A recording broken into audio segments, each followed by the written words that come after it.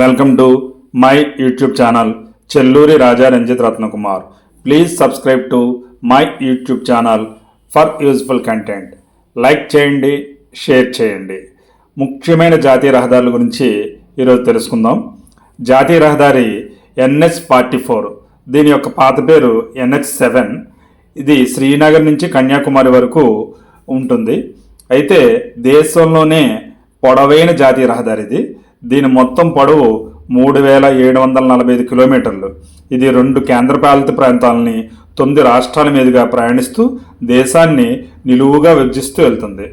NH-16, ఇది పాత పేరు వచ్చి NH-5, కలకత్తా నుంచి చెన్నై వరకు ఉంటుంది. తూర్పు తీరం మీదుగా ప్రయాణించే రహదారి. ఆంధ్రప్రదేశ్లో పొడవైన రహదారిగా చెప్పచ్చు. NH-66, ఇది ముంబై నుంచి కన్యాకుమారి వరకు ఉంటుంది. ముంబై అంటే పాన్వేల్ నుంచి అనమాట. కన్యాకుమారి అంటే కేప్ కొమరిన్. పశ్చిమ తీరానికి పశ్చిమ కనుమలకు సమాంతరంగా పశ్చిమ కనుమల మీదుగా వెళ్ళే జాతీయ రహదారి. అలాగే NH-68, దీని యొక్క పాత పేరు వచ్చి NH-15, జైసల్మేర్, ఇది రాజస్థాన్ రాష్ట్రం నుంచి కువదర, గుజరాత్ రాష్ట్రం వరకు ఉంటుంది. థార్ ఎడారి మీదుగా వెళ్ళే జాతీయ రహదారి ఇది. భారతదేశానికి పాకిస్తాన్ దేశాల మధ్య విభజన రేఖ అయిన రాడ్క్లిఫ్ రేఖను అనుసరిస్తూ వెళుతున్న జాతీయ రహదారి ఇది.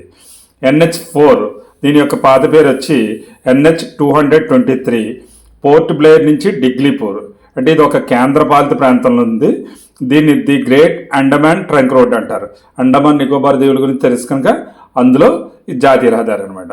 ఇది గమనించి బాగా చదివి గుర్తుపెట్టుకోండి, రాసుకోండి. దీనివల్ల మీకు కాంపిటేటివ్ ఎగ్జామ్స్లను జనరల్ నాలెడ్జ్కి చాలా బాగా ఉపయోగపడుతుంది. Thank you. All the best. మీ చెల్లూరు రత్నకుమార్. జై హింద్.